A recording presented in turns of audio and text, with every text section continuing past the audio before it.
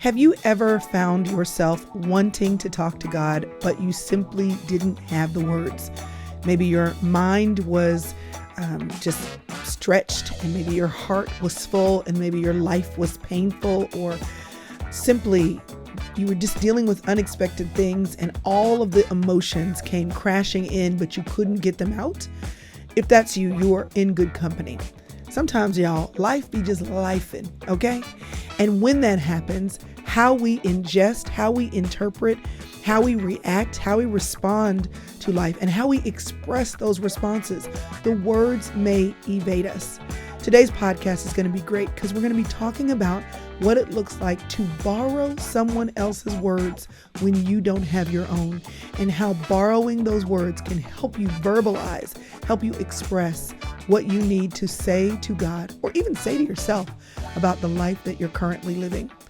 Often you just need to make the room to do so. I want to give you 3 things that will help you to make room for all of the things that are happening in your mind and your heart. One is, make it a priority to spend time alone. Whether you're an introvert or an extrovert, it doesn't matter. You can go to your closet, you can sit in your car, you can hide in the bathroom from your people. But every now and then, whether it be 5 minutes or 5 days, you just need to make some time so you can hear. Number 2, pick up a pen. Something happens when you express yourself on paper. You don't have to be a writer. You don't have to be fluent with words. You don't have to be a professional a journaler. Just every now and then, the things that are bubbling up, write them down. Give yourself permission to not be eloquent or to be an excellent provider of pictures of life. Sometimes we think we have to be an excellent writer to say anything. It's simply not true. But what you will do is give yourself permission to put something down on paper and to take your time identifying your feelings. The third thing I want you to do is to make room and make time for you. Apart from just being by yourself at home, I want to invite you to join me in October this year for a retreat. It's the Sister Circle Retreat. I'll be there along with friends and a host of other women who value faith, who understand that time alone can be an investment, but also understand that having some alone time in the context of community is honestly, it is a magical combination. So it's 2023. I want to invite you to come to Cali with me. It's October the 19th through the 21st, again in California, Northern California. And it'll be small enough where we know you and large enough where you're bound to find somebody like you. It's a great time to connect with yourself, connect with God, and connect with others. Now, I realize everybody can't do it. And so I know that some of you are going to be home and continue to watch the podcast, listen to the podcast, read the blog posts, read the books, and join us even in our Inner Circle membership. But for those of you who want an in-person experience, and this is your year, go to thesistercircle.com/retreat and sign up today. We'd love to see you there. All right. Now, without further ado, I want to introduce you to my friends Elizabeth Moore and Audrey Elledge, who have put together a work that will help you to understand that when you don't have words, others do, and to boldly use whatever words you do have. All right, y'all, here we go.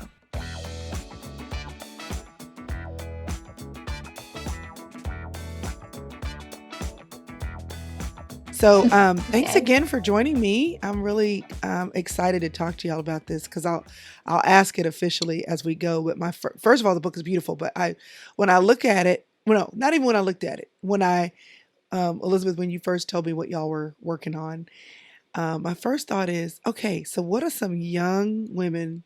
Why are they writing about liturgy? So, it's just a whole so we'll talk about that. But I wanted you to finish what you were saying, Elizabeth, about New York. And then I want to hear from you too, Audrey, Yeah. because y'all are both not northern birds like you're from the No. South, and so you go Yep. to New York, and Hmm. it's great. It's New York, and it's a big city, and dreams come true, and job opportunities that don't exist in Texas and in Louisiana, and the Yes. culture is so different. I'm sure extremely Yeah. enamoring, very interesting and Hmm. exciting because it's all different. Hmm. Hmm. I know, Elizabeth, you have now been there for 4 years. Audrey, how Yep. long have you been there? I've been here 5 years. Okay, so you're both within that Yes. same window. So talk to me Yes. about being the Southern girl in New York. Yeah. Audrey, I was just telling Crystal that there's honking outside my window. I was asking her if she could hear the honking, and she said, I can. Hmm. And I said, well, All I'm so right. sorry. This is New York being New York, but there's construction happening across the street. And so I think they're probably blocking the lane of traffic and they're being mad. So I would say at least once or twice a week, there's some kind of traffic congestion outside of my window, and there's people honk for just like minutes straight until something happens. So Yeah. it is so It's like annoying. a melody of city It noises at is all times, like so disruptive. screaming neighbors, Yeah. ambulances, sirens, honking. Sometimes random pigeons will just be making ruckus outside the window. It's just, yeah, people's air conditioning units just Love that. blaring. Yeah. Yeah, The city has its own melody for sure. absolutely. So, on a scale of 1 to 10, where were you when you first moved there in terms of your love for the city? And where are you now? Mm, that's such a good question. Um, when I first moved here, I was at a 10. It was a dream come true to live in New York City. I had dreamed about it for literal years, and I didn't know a soul, so I came here with no community, no friendships, no one really to even get dinner with when I first moved here. And so somehow I had this like fearlessness that I would not say I have now, years later, but I moved here just believing that good things would happen. And I was just such a dreamer. And I would just walk around the city and just be like, I can't believe this is my life. Like I would spend, full Saturdays walking up and down the length of Manhattan just for fun. And yeah, I was just so enamored. And then within the year, real life really hit. And so once you hit that year mark, you have a place where you pick up your prescriptions, you grocery shop, the grind of work is just like it is anywhere. And so I would say now, 5 years later, my love for New York is still at a 10, but it's for different reasons. It's for the people that live in New York City and not the actual city itself. So the friendships in the city and our church community at Church of the City, New York, are what keep my love at a 10. But it's not the glamour, it's not the hustle, it's not the sparkly buildings anymore. It's truly people. Yeah. And when you say people, it's primarily like your community of people that you have Yes. found. Okay. That's right. Yes, Hmm. like best friends, lifetime sort of friends. I've met in New York, Elizabeth included, obviously. And then our church is just a really strong, lovely community of people who I would say most people in our church community did not grow up in New York. So it's a lot of people who've moved here with a dream Hmm. or just a belief that God has called them here. And we've all just kind of wound up in the same time and place, which is really neat. What about you, Elizabeth? Yeah, I want to say my love for New York is still a 10. It's still high, but I don't know if I can say it's a 10. I think when I moved here, it was definitely at a 10. Um, it was just the place where dreams could come true and then were coming true. And so that was really exciting and surprising. I would say it's an 8. That's what my gut is telling me. But similar to Audrey, it's not because of all the glamorous things that drew me to it in the first place. It is like, I love it because of what God's doing here. And I love it for the community that we've built here. Um, for me specifically, like in publishing, in the arts, at Church of the City. And then another like way and reason why I love it, which is also one of the ways that it's hard to live in New York, is that you're exposed to like a sampling of the whole world. So even last night I was riding the subway home from a Friendsgiving, and just like it was like 10:30 at night, and I was just like looking around the car, and I'm like, so much is represented here. Like there was like a Mhm. man literally smoking something. I don't know what it was at like the far end of the car.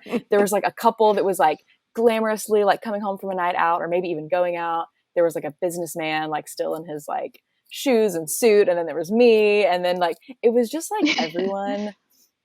And I was like, wow, like this makes it really hard to live here because it's like this like meshing of cultures and like no one really understands. So it's really uncomfortable, but it's also this like beautiful melting pot of like humanity. And so I do love that about living in New York, but that's one of the hardest things about living in New York, is just like the discomfort you experience every day in like rubbing Yeah. up against people's lives that are different from you. So I feel like it's a discipline and a practice to remind myself like, this is beautiful. Like this is a part of being human. Like I get a front seat to like more humanity than I am experiencing myself or within my like, close knit community. So I do. Yeah. That's one of the things I still do love about New York, even though it's like, I won't say it's fun all the time. Yeah. Yeah. Yeah. I'm realizing, hold on one second. Okay. Um, what do you think is your biggest lesson learned since you've been there? And I don't know if Elizabeth, what you're talking about is the lesson or what the Maybe lesson so. is for you, out of that. Like, what have you learned about life, the world, or yourself? What would you say is the Mm. biggest thing that at this point in your life, having been there 4 and 5 years respectively, that has changed in the way you think or has been cemented further in the way that you think? Yeah. I think the first thing that comes to mind is that like my way of seeing and doing is not the only way and is not the best way. And one of the things that I'm constantly practicing in New York is like setting my preferences aside, setting even my cultural norms aside to like embrace and observe and show appreciation for and learn from a different culture because there's so many. So just like walking through a neighborhood that's not mine, I have to kind of like assume that I don't like, just know that like I don't set the cultural tone here. I need to like sit back and observe and like see like what the culture is that I'm entering into and respect that. And like know that I'm and like not like a part of this community necessarily, like speaking in terms of like different neighborhoods and stuff. Yeah, it's just taught me to like not assume that I know things and to learn. Yeah. Sounds like a lesson in humility almost. Yeah. Just, Yeah.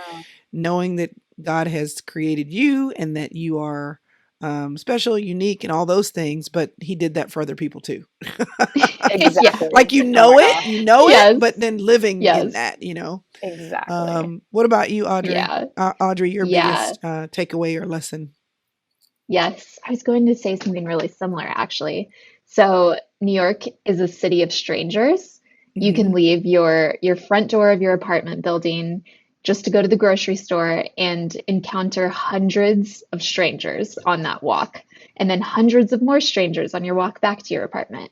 And Mhm. so it's really been interesting realizing that everyone is the main character in their own story.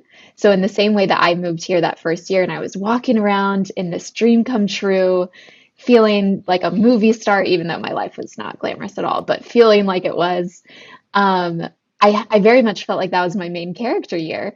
When in reality, I was passing people on the sidewalk and in the subway and in stores and at the office who were on the center stage of their own life. And so that's what New York is you're just encountering a bunch of humans, a bunch of Imago Dei, people made in the image of God who have their own stories and past, and they have their own reasons why they've come to this city. And so it really is humbling when you pause to look someone in the face and realize, like, wow, like I have this fleeting moment where I'm rubbing elbows with them on Second Avenue, and then they're gone and they're off to whatever their life has in store for them. So I think it's just expanded my view because in the past cities or towns I've lived in a house with a yard and tons of distance from my neighbors. And then I would get into a car and, you're isolated in your car, so you don't touch people on your commute. And so now I feel like it's just so fleshy. I just realize how fleshy the world can be when humans are just brushing up against each other. And just the reality that all of these people were made by God and they're pursued by God, whether or not they know him, he's still pursuing them and loves them and designed them, which is just in your face in New York City. Wow. Well, let me just wrap up with this one last question, and you can give me a short yes or no. In 10 years, based on the fact that of what you know now about your life, do you hope or think that you'll still be there? Yes. Yes. I deeply hope so. Elizabeth, I hope you're here in 10 years too. I said yes. And Yes. to that answer, I know your parents are utterly and totally thrilled. Yeah. Sorry, mom and dad. Their heart sinks. They have to live with the pain every day. Oh, Yes. yes. I do just want to say I would live in whatever city Elizabeth lives in. I'd follow her to the ends of the earth. So, Wow. so Elizabeth, if you Oh my move God. to, wherever you move, back to Louisiana, I'm coming. You're coming I'm too. coming. I love it. I love it. The covenant friendship. Well, how y'all met at church? Is that how you met at Church of the City? Well, we met through mutual No. friends, actually, Okay. Crystal. So a girl who I did Baby Ruths with Uh-huh. back in the day at Pine Yes. Cove when that was a thing. One of my Baby Ruth sisters went to college with Audrey. And Okay. so when I moved to New York a year after Audrey did, this friend, Claire, connected us and was like, you two would be friends. And so Audrey was my first friend in New York. We went to dinner like the summer before I moved, just so that I could have a point of connection, and we became besties. That's amazing. Yeah. Well, let me just start with this. I know that we're chatting, and I know what we're here to chat about, but one of the big reasons why the two of you are here is because obviously I have a relationship with Elizabeth Moore. So just to give a little bit of background on both of y'all. So Elizabeth Moore was my first intern. So was this in 2016, 2015 or 2016? So in 2016. Book came out in 2016. Is that right? It came out in 2017. So you started the year before it came out. I know that much. So, so Elizabeth was my first intern. And so, 6 years later, we're still doing that. And she helped me birth my first solo book. So as we were learning what it meant to launch a book into the world, so was Elizabeth. And at that time, you knew you loved writing. You knew you loved the English language. You knew that you wanted to write a book one day. You knew that you wanted to possibly work in the publishing industry. But I say possibly because it was kind of like, I don't even know. I mean, it was this kind of like, I don't even know, maybe.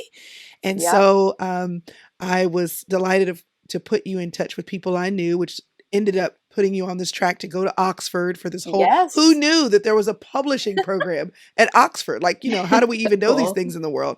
And so it's been just such a joy to watch your purpose and your gifting unfold into the world, and know that in some small way, I helped with that, or at least was a part of that. I wouldn't even say help, just a part of that process of your development. But you have always been excellent in everything that you do. So I should just say, I'm not surprised.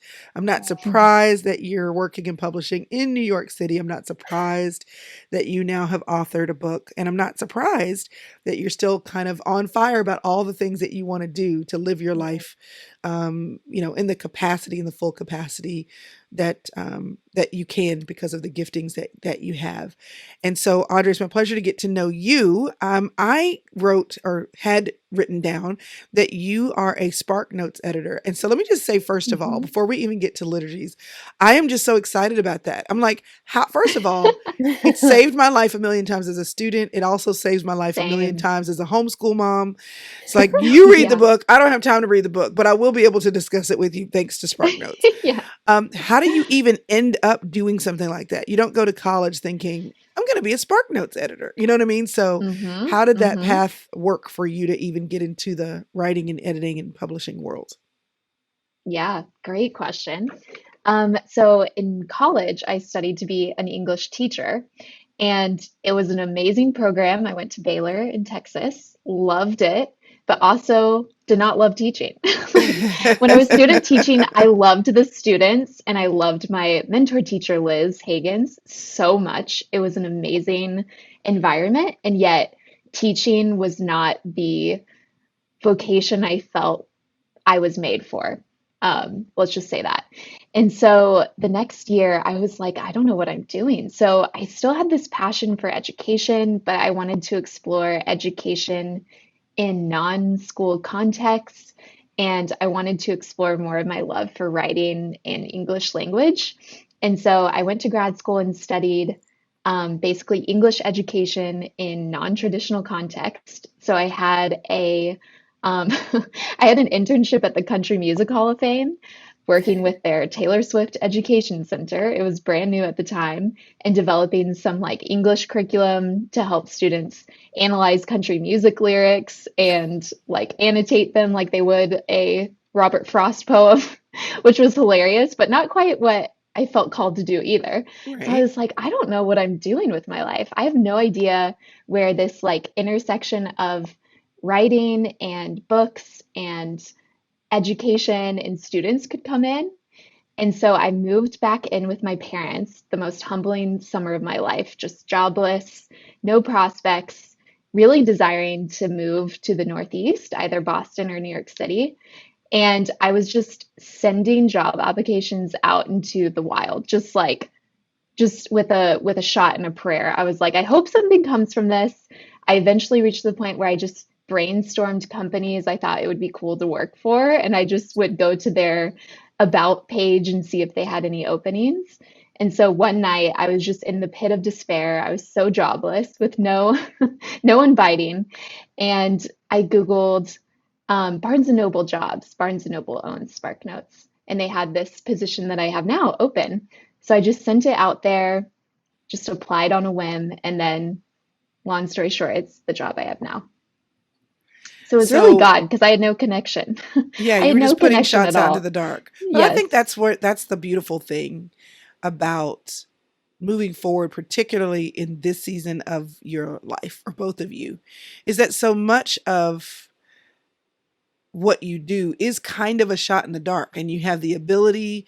And even as you mentioned, when we talked about you being in New York and coming there with just eyes wide open, and now being a little older, a little wiser, but it's just like everything great is going to happen here. That hope filled orientation in this season of your life allows you the privilege of just shooting arrows into the dark and Mm, hoping one of them land. And then when they land, you kind of go, I think that sounds cool, and you try it. And Hmm. you have no hmm. idea where those steps will take you exactly, but you Hmm. just go because it seems like a cool thing and a fun thing to do, and it leads to other things. Yeah. It's part of why we're sitting here now. You just shot in the dark and went to New York for this job, and then you and Elizabeth meet. So that's the beauty Yeah. of hope, right? The beauty of hope Yeah. says, Oh, I'm just going to yes. try it because I believe something good can come out of it, even if I'm not quite sure what. You are the recipient of the Yeah. Academy of American Poets Prize and the Virginia Beale Ball Prize. So that says you actually are a good writer. other people, She other is a people good co writer.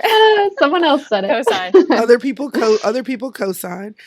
You're both from the South. You're living in New York, living this dream writers, publishers, authors life, meeting each other, doing these wonderful things. At least that's what it sounds like to me.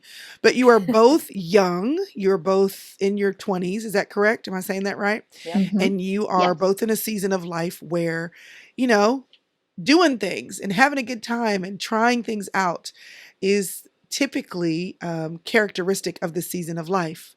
And then Yep. you also in your 20s have written a book called Liturgies for Hope. So first of all, I just need to say liturgy and 20 don't seem to go together. At least, True. liturgy sounds like tradition. It sounds like church. It Yeah. sounds like order. It sounds like rhythm. It sounds like Hmm. Hmm. don't touch my cheese. It sounds like these are the things that people in churches that are steeped in tradition. This is what they do. These are the books that people recite things out of, and that my grandmother, or that people who are stark high in culture and lack of change. Liturgy for me invokes all of these things. It doesn't mean it's Hmm. bad or good. It just invokes not 20.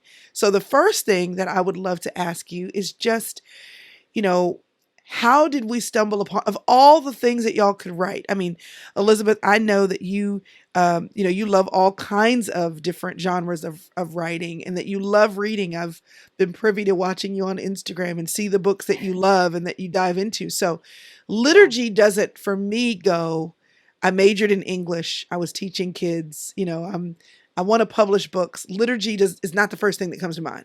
So how hmm did y'all end up with that being Yeah. the thing that you wanted to do first and do together? How did you land there? Yeah. Well, I'll just say that I feel like there has been kind of a resurgence in interest in liturgical practices amongst young people, people of our generation. And I think that is because Audrey and I both are raised in very contemporary church traditions, which was amazing. But then as we grow older and we have this like intimate and growing relationship with God, we're finding ourselves like desiring a little bit more of those liturgical practices to center us and to bring us Mm-hmm. together as a community. And so I don't think it's just me. I think Audrey and I both sensed, like in our church community and even in like the broader kind of younger Christian community, this like wanting to reach back to these like old time tested practices of liturgy, to be like a grounding and a centering practice. And so we had both had our interests peaked in liturgy before the pandemic, but then when the pandemic hit, that was really when we sensed like more of an acute need for liturgy and for guided prayer, specifically for these really new, unprecedented anxieties that we were facing. So the idea to write liturgies was actually Audrey's idea. So Audrey, I'd love for you to share how that idea came to you. Yeah. But when we first started writing liturgies, it was not for a book. It was just to give like an offering to our church. And so it was the Mm. weekend where New York was labeled the global epicenter of the pandemic. People were leaving the city to go quarantine with families. Office buildings were emptying out. We were working remotely. And then Audrey texted me and was like, hey, do you want to spend our weekend writing these like poetic liturgies about fearing for your physical health, about falling asleep, about like mourning a loss, and these other things that we like were feeling every single day, but like didn't really know how to pray about yet, or didn't quite know how to process. So we needed them ourselves. We hmm needed those Yep. liturgies. And we just thought, why not share them with our church in case other people need them as well? So that was how they started, not as a book, but just as a Yeah. little thing to put in the newsletter. Yes. Yes. And yeah, I think so. When the idea was birthed, it was really birthed in that chaos that Elizabeth just mentioned. But I knew that liturgies were words of worship or prayer or rituals that a group of people usually would repeat, usually in a church service. And they were meant to be repeated. Like repetition is the idea to form you into a person whose affections are on Jesus. And so during that time, there was so much like there were so many scary headlines coming out during that time when New York was labeled the global epicenter of the pandemic, and not just in New York, but the entire world.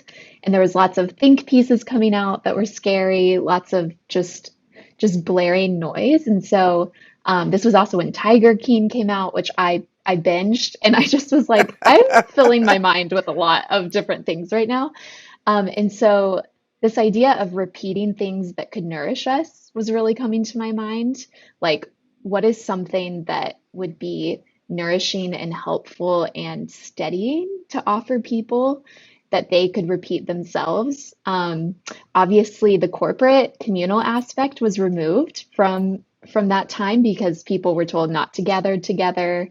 Most people were isolated in their homes. And so it kind of turned liturgy on its head because liturgy is usually thought of in a group setting. And so it was kind of ironic that during the pandemic, group settings were outlawed, metaphorically. And so it was like bringing liturgy to the individual.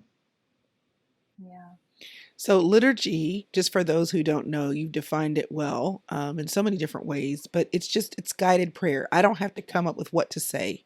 Someone Mhm. else has already been where I've been, encapsulated through their gift of penning words on paper, words that can serve me to meet a need. So I can open up a book, read it, have those prefabricated, for less of a better way to say it right now, prefabricated words serve me. So I don't have to come up with the words, but I can resonate with an experience that I'm having with words that I want to offer to God or to make Mm-hmm. space for Him to minister to me.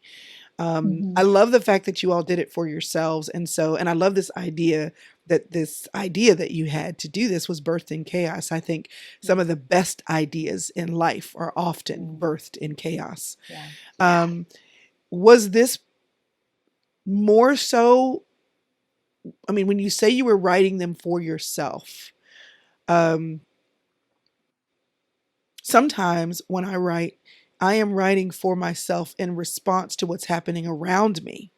Sometimes I'm writing for myself in response to what's happening in me. In other words, as an empathetic person, I sense what's happening and I can put something into the world that resonates, but it's a communal resonance versus an independent or an individual resonance. And this worked for me. I hope it works for you. Yeah. I'm curious for you all, when y'all gathered that first weekend, was it primarily individual or was it communal? A resonance that you were echoing personally, but also in response to, like, people are hurting. And so what do we think? You know what I'm saying? Was it more of one than the other? Ooh, I would say it was both for me. A couple years prior to the pandemic, I was diagnosed with an anxiety disorder. And so, of course, the pandemic wasn't helping. It was just triggering all this stuff. And, internally, I felt like a swirly, spiraling mess. But it was really interesting because for the first time, I mean, I could have noticed this prior if I had paid attention, but it felt like for the first time I was seeing a bunch of people out in the world experience what I experience daily, this like chaotic inward tumbling.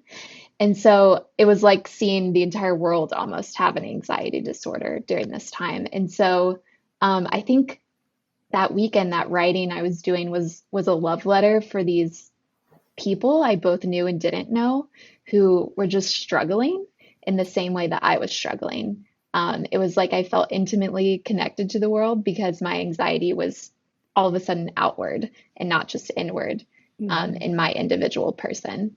So I would say it was really both. I was writing for me, but I was also writing just for everyone who I don't think anyone was thriving during that time. Like no one was flourishing. So yeah. Yeah, what about That's you, good. Elizabeth? Yeah.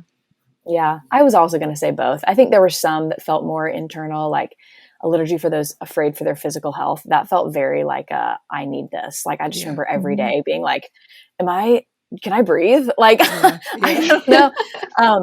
And so very much felt like that was a fear and an anxiety of mine that I was writing from. But then there was another one like that was a liturgy for healthcare workers. And so for that was written because I had some really good friends who were working in the ER or were working in just like pediatric clinics that had to be converted into COVID units, like just on all hands on deck, like really scary time for healthcare workers. And so just hearing their experiences and their needs and their stories was what helped write that liturgy in particular. So I guess it depended on the topic, but I do feel like it was both. It was like us feeling what we felt, hearing what people were experiencing around us, and then just like really asking God for some words of comfort and some words of truth to get us through. And I feel like this was particularly a time where we just didn't have words yet. Like, and that's, I think what you said earlier about liturgy, like it's guided prayer. It's like words it's giving you the words to pray.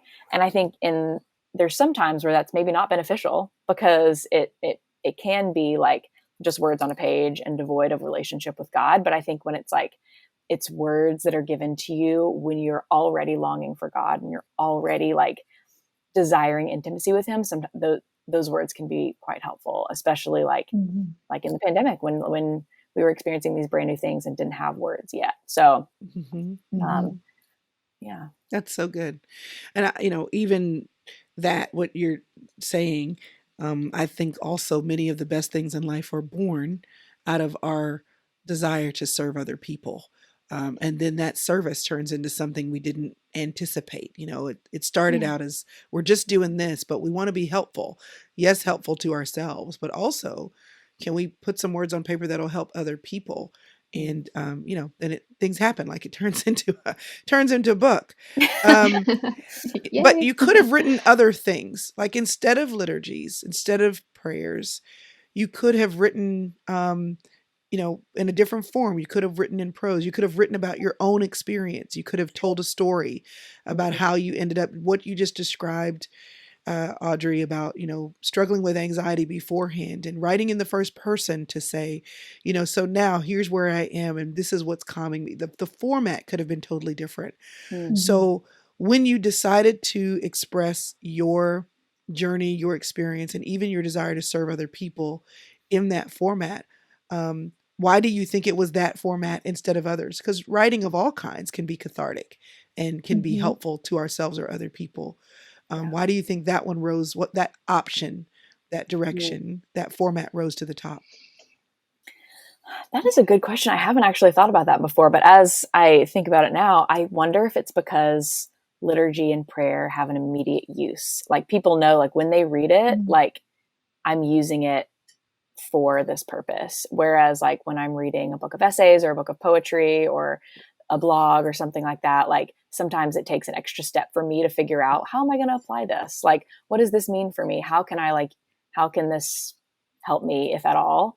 But for a liturgy, you look at it and like the whole purpose of it is for you to just simply recite in prayer. And so I think it maybe eliminated an extra step for people and just were like, here's the tool, here's how you use it, here's the words. People were like, thank you, and we'll take it. So it might Yeah. have That's been just great. like the easiest way to give people some language to help. It's almost like how I serve my kids food. Like I can put out all the leftovers. I'm not saying that your words are leftovers, but I can put out all the leftovers and say, serve yourselves. Plenty of food. They can nuke it, do whatever they want to, put it in whatever, combination they want.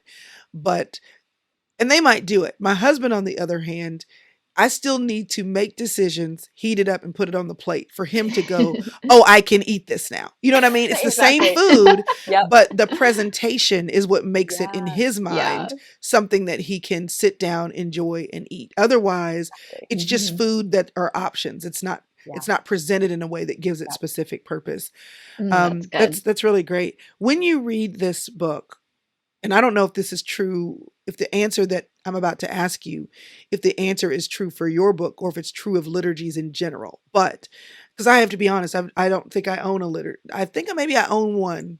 And I think maybe it's still in the little wrap that it came in because somebody told me it was a book that I should get. Uh, um, and yours is beautiful, so it makes me want to pick it up. And it's yellow, so all We things the love sister circle yellow, Oh, right? we love yellow. It makes me happy. It doesn't seem Yeah. sad and dark and churchy and old. It's like Right. bright and Mm. fun and young. Mm-hmm. Yeah. Do you read them from start to finish? Do you read it in chronological order? Do you start with the emotion that you're feeling or the circumstances that you're in and topically you're driven? How should you use your book of liturgies, your liturgies of hope? And is that the same for all liturgies that you know of, Mm. generally speaking? Yeah, good question.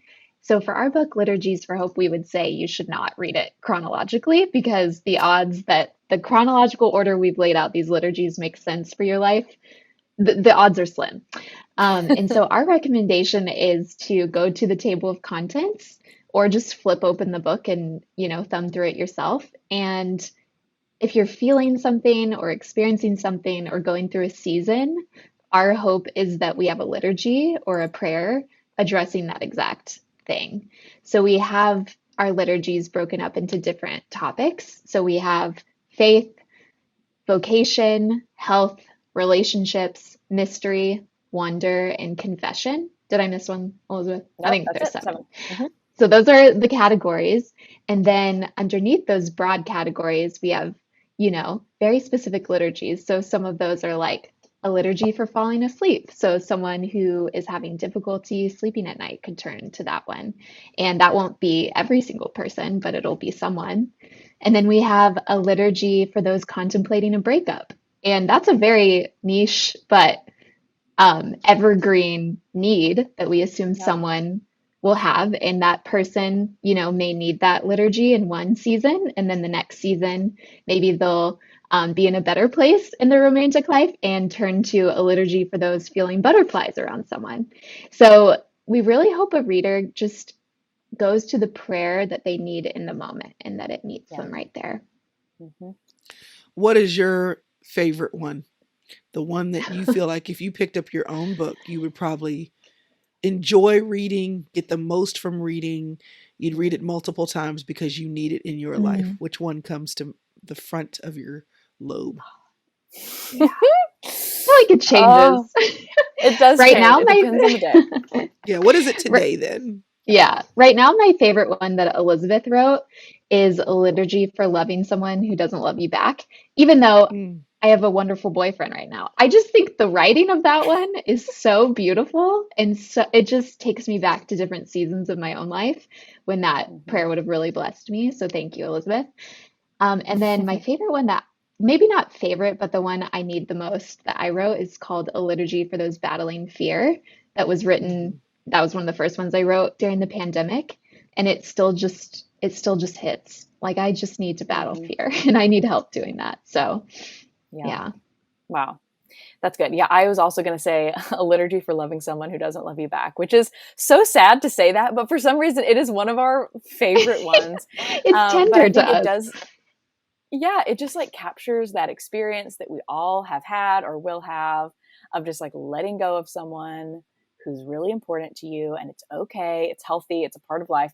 And not all the liturgies have this, but some of them do. At the very end of that liturgy, there's a blessing for that person. Mm, So it's a little bit longer, but it is like just a blessing to allow that person in your heart to just let go, like to let them move Mhm. on, to wish them well, to like acknowledge your own grief, but to not expect anything else of them, just to kind of let them go without needing the final word. Um, anyway, so I do love that one. And then another one of my favorites is a liturgy for letting go of your younger self.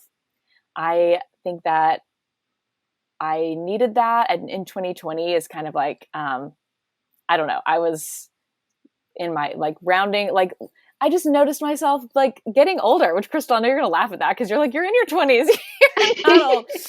No, I get that. And I think every person alive Yeah, feels that at different seasons Yeah. in your life because you always are turning an age that was someone else's age. You're yeah, always walking into a season that, 5 years before or 10 years before was a season that felt so far away. mm-hmm. And you're Hmm. like, oh, wait, am That's I it. here? Is it, Yep.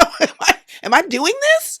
And Yeah. so I think that resonates with everybody at Yeah. different seasons. Okay, that's good. Hmm. Yeah, I love that one. I think that one's going to continually be one I come back to as I like hit these yearly milestones, or and and both experience the excitement of being at an age that I never thought I would get to, but now I'm here, and so like, what are we going to do with this age? And then also the grief of like, oh, but I'll never be that age again. Like I'll never get to be that younger person again. So there's just a lot of complex emotions and feelings that come with getting older. So I like that liturgy is helpful for me. Hmm. Let's talk about complex. You're both wordsmiths. You both love reading. You both love writing. Mm-hmm. And what I have found as a person who loves the same, it is very easy for me. Words come easy for me, even when I don't quite know what I'm feeling. I can kind of work my way Yeah. to it. Spoken or Mm-hmm. written. Written at times is easier because sometimes the writing leads me. My heart doesn't have to pass through my frontal lobe necessarily before it can be guttural. um I can't remember the name of the author, Julia something or other, but it's The Artist Way. I don't know if you Oh, all have Julia ever heard Cameron. Yeah. of, yeah, Yes. Yes. Julia Cameron. Read that. And when I haven't finished it, but even as I read it, what she's talking about, I'm like, I know what you're talking about. I know what it is to take out my journal and just start writing. And then I'm almost surprised at how honest I'm being with my own self.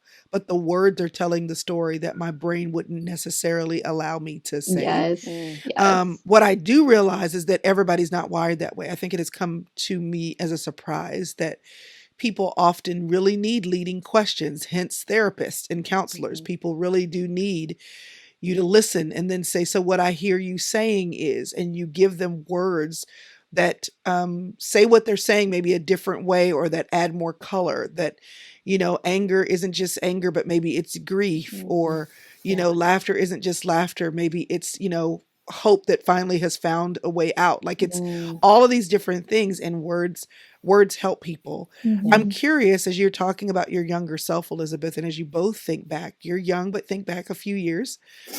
Are there words that you have now that you needed before, that you have given to yourself because Yeah. your wisdom, your season Mm. of life has shifted?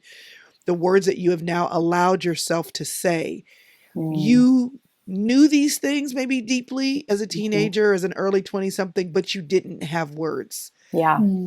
What do you think you Mhm. didn't have words for then that you do have words Mm. for now? Wow. Wow. The first thing that comes to my mind is there's a liturgy for embracing the mystery of faith. And I Mm. think that one is basically about wrestling with doubt. And it's basically about like not knowing what you believe, and being okay with that, and recognizing that as something that is potentially helpful for growth, and like helpful for developing deeper intimacy with God, rather than something that is necessarily gonna be bad or harmful or mean it's the end of your faith. It could be the beginning of a more dynamic faith. But when I was younger, when I was first experiencing those doubts, I had no words. I was just like, this is terrifying. I'm a bad person. God can't love me because I doubt him, and I have questions, and everyone's going to disown me. Those were my words. Those were the words I had. So so going through that for a few years was difficult, but on the other side of it, I was able to write this liturgy for embracing the mystery of faith, and like making peace with the fact that like this experience of doubt, of wrestling with God, of not having the answers, of like, yeah, it's okay. And it can be a beautiful catalyst into a greater depth. So I think that is, those words have been a gift to me. And um, I will only continue to grow in the mystery of faith, I hope. But yeah, those words have been a gift for sure. That's great. Mm. What about you, Audrey? Yeah. Yeah. So we have a liturgy called a liturgy for those wrestling with God. And Yeah. it's really about being honest with God and not being afraid to engage with him in the same way Jacob did, where he got all fleshy and was fighting God. And it basically is giving, when I wrote it, it was giving myself permission to fight with God, which could sound sacrilegious. Like my younger self, I think would have been like, oh my gosh, like we can't fight with God, like that would have sounded so wrong. But now I realize that God is constantly offering himself to us to engage with. Like when Mm-hmm. we're frustrated or we're depressed or whatever it is, he's like, I'm right here. Just come toward me. And so yeah, so oftentimes I feel like I've wrestled him when I have not gotten the thing that I want, and I feel like he's the one keeping it from me. And I feel like he's like, okay, you're frustrated. Let's wrestle it out. Let's duke it out on the mat. And then at the end of that fight, I realized that it's not even the thing that I need to get. It's God himself, like meeting him at the end of the fight. Is what's worth it and Mm-hmm. what gives us hope. And so that's one that my younger self, I think, really could have used. And then another one is a liturgy for those in need of a good cry, which sounds kind of sad and emo. But in reality, I think like sometimes if we're sad and we're like asking God, like, cure this thing, move this thing, heal this thing, and we're not receiving an answer, I feel like we can say, okay, well, then help me just cry, help me just grieve, help me just sit in this and trust that you see. And so I really enjoyed writing that one because it felt very cathartic just to trust God with tears. And not always try to like look on the bright side of things, on the sunny side up, but be like, okay, I just need to cry. I just need to cry it out today. So That's that's good. another one my younger Yeah. self could have used. Yeah, Mm. crying is cleansing. We spend a lot of energy and time Yes. fighting back tears, though, don't we? Where do Mm. Yes. you all go from here? I mean, you started pretty niche and specific. What do you have thoughts about what's next, separately or together? We Yeah, do. we do. We're writing a second book of liturgies as we speak. So, Yes. Is it sometime in harder this time? 2024, I would say Mm, it's easier. okay. Yeah. Now we've written a book. Liturgies for Hope was our very first book, Yeah. and this is how we describe it, Crystal. We describe it as running a marathon when you've only trained for sprints. So now that we've run that marathon, we're like, okay, marathon round two. Let's go. We have Yeah. some muscles Let's do now. it. And So just yeah, the we have our delight and joy of it is, we know that that's part of the writing process too, especially yeah. together, our collaboration. So, Yeah. Yeah, the second book we're excited about. And then we also want to, after the second liturgies book, I think we want to explore beyond liturgies, mhm. and collaboratively work on a book of essays or just a book of like combined formats, essay, poetry, vignette, whatever, about various topics. So friendship is one topic that we would love to explore and write a Yep. collection about, together as co-authors. And then we both want to do our own things as well. So we'll see what the future holds Mhm. there for us as individual writers. But we've loved doing liturgies. We're excited to do our second book of liturgies, but also are excited to see what else we will write beyond that. Let's talk about writing together. Um, Yeah. you know, there's so many questions I have, and I'll kind of pepper, and then you take the ones that you feel like you can speak to. One is it's kind of like going into business with someone else. I mean, you're yoked up, and you hope that you stay connected in the way that you envisioned you were when you started. And so, how has it been? Just the pacing of staying together, or whatever the commitment was to the number of liturgies you're going to write, or the number of words, the timing, just being yoked in that way. Another question I have is um, the vulnerability that you have to have as you're writing these. It's like one weekend pouring out your thoughts and your prayers is one thing, but then continuing to do that because we made a decision to keep writing these. Like I have to keep showing up and in this particular prayer, this particular liturgy, like, and your friends, so there's that one aspect of it too, but it's like I just kind of poured my heart out right here. Like do I want to share this today? You know what I mean? Like, is that there at Yeah. all? Yeah. I've heard people love writing books with other people. I've heard people hating it or enjoying it, but only for certain kinds of things. And so Mm. the last question I had was kind of was what has been the difference in your roles? Like you're both writers, but was one person like the structure setter and the other person was like coloring within the lines? Was one person the more of the editor in terms of, not so much the grammatical aspect, but the content of it? So, yeah, I would love to just any of that, just the dynamic of you all working together, and anything that you'd like to share that just might be fun to see an inside look into how you all did that. Yeah. Yeah. It's been a total delight. It's just, I Yeah. think Audrey and I both are a little bit surprised in the best way of how well we work together. And no, like we know for sure, like this is not the experience of all co-authors. But I mean, we each write our own liturgies. So I would say in terms of like the roles that we each take on, and Audrey, I'd love to hear your thoughts on this too, but I feel like we have equal stake in all the things. Mhm. So I will say like we both trust each other, or I trust Audrey immensely as an artist, as a writer, as a worker. Like I know that any piece that she writes is going to be beautiful. It's going to be excellent. It's going to be honest. And I think we have that mutual trust in each other. So we each write our own Mhm. liturgies. Our writing styles are just happen to be so similar that like naturally they're so similar that even our editor can't really tell who wrote which one. So there's not a lot Wow. of work that goes into like making them sound the same. They sound we just write similarly. Yeah. Um, so I do think it's just been an anointed partnership. I think that like Audrey and I just kind of were built very similarly. I think God kind of made our minds and hearts and artistic um, ambitions like just so aligned that it works Mhm. well for us to be artistic partners. Um, and then we just feel like also like our friendship and our partnership has been so protected. Like working together has only Mhm. been a delight up until this point, and our working together has only gotten more intense. Like we worked together on this like little collection of liturgies in 2020, but then that turned into like pursuing an agent together, writing a book proposal together, getting a book deal together, writing a book together, publishing a book, promoting it. Like every step of the way, it's gotten more intense. And also every step of the way, it's gotten sweeter and sweeter. And like every time I'm like, I'm so glad I'm here with Audrey. Like it's Mhm. just, it's never gotten not great. Yeah.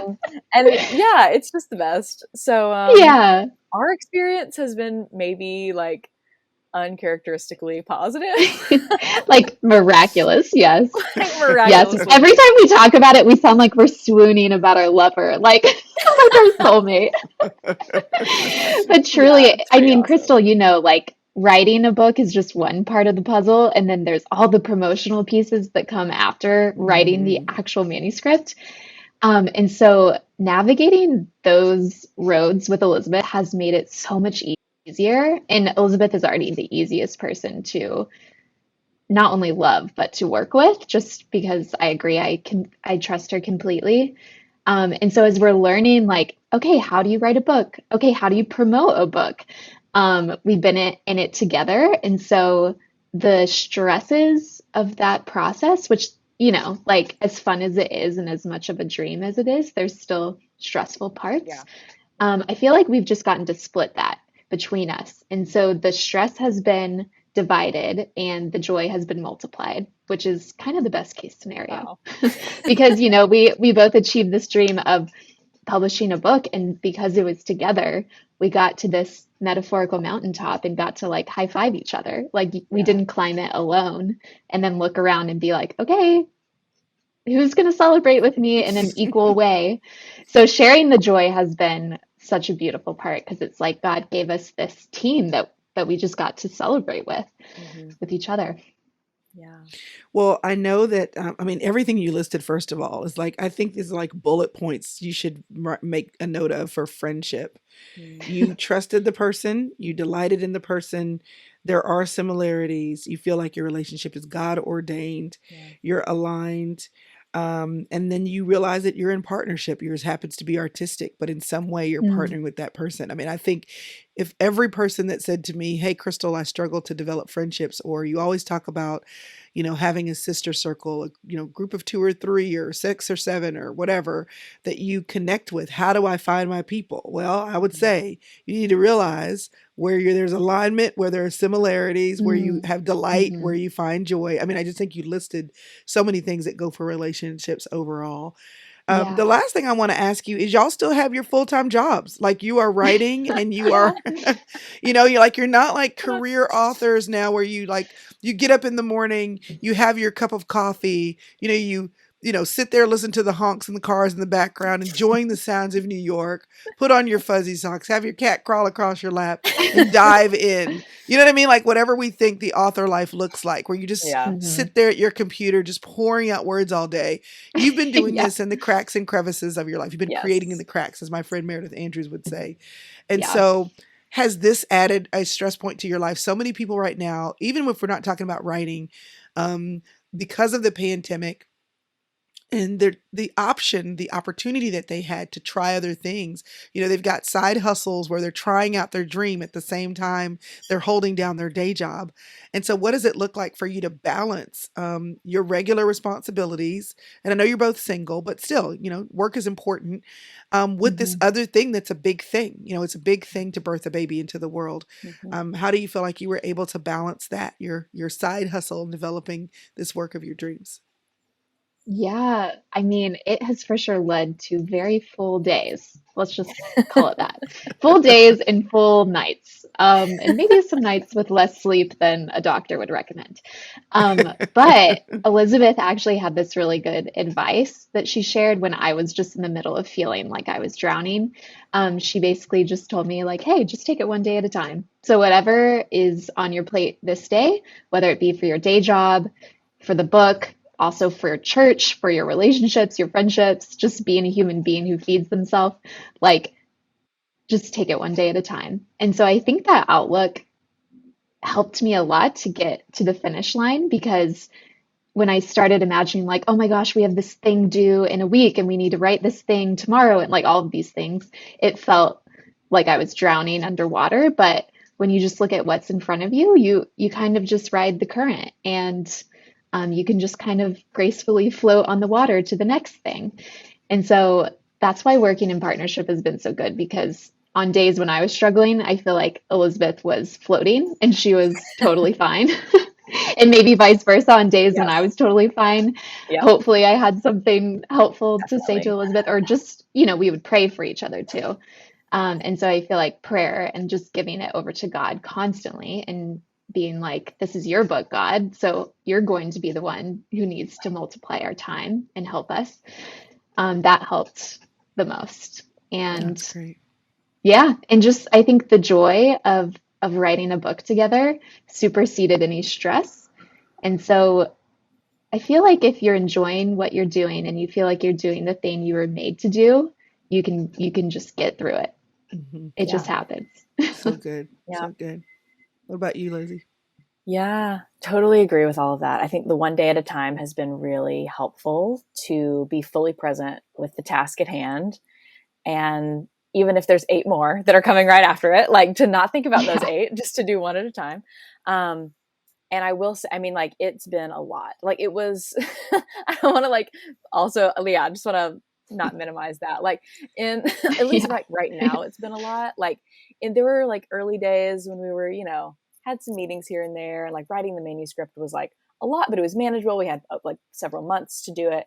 But the like book launch process while having a full-time job That's has a been whole like, nother thing. Marketing is a that has whole Yeah. been nother thing. Whew. so much.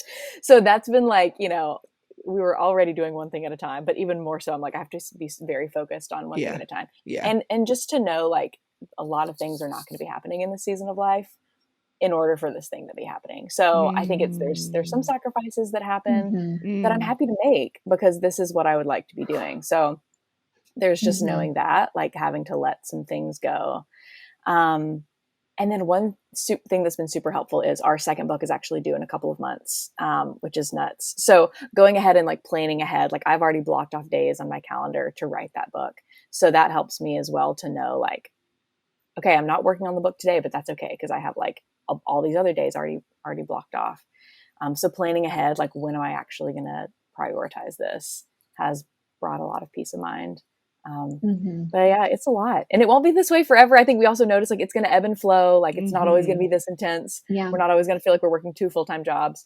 But we do right now, and it's just one day at a time together is how we're doing it. Well, I Yeah. love that you said this is not going to last always. And I was saying to somebody yesterday as they were expressing the frustration in the current season that they're in, I would say something that my mother would say to me often, which is, this too shall pass.